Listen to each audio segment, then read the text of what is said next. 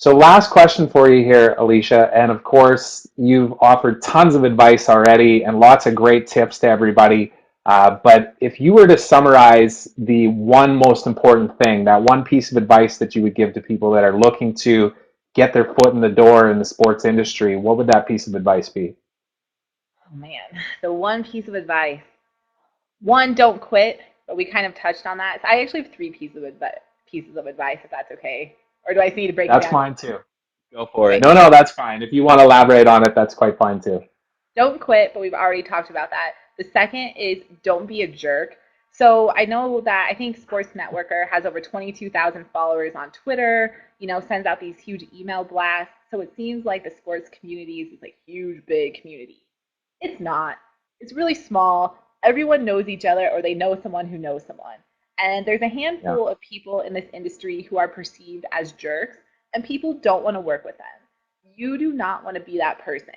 I don't care if it's late in your career or early in your career. You want to make working with you a pleasure, easy, and enjoyable. So don't be a jerk. I don't care if you're trying to be a sports agent or a general manager. Treat people with kindness.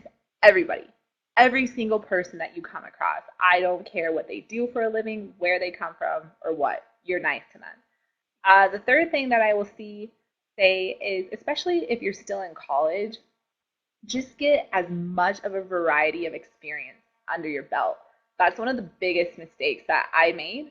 During law school, my work experience was all in house counsel jobs, so being a general counsel. And looking back, I wish I would have worked in a compliance department. I wish I would have done sports PR or marketing or done athlete endorsement. So when you're in college, you just kind of have the world at your fingertips. Your bills are relatively low.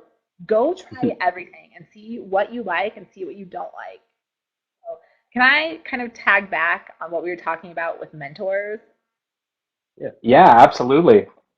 So, as important as I think it is for young people to have mentors, I think the older people, if you will, have a duty to mentor these young people.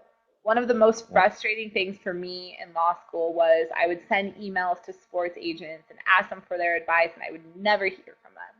And I think Yeah. when you're given this career, you have a duty to share your knowledge and to help guide young people. And I it might take me a month to respond to an email, but I work very hard.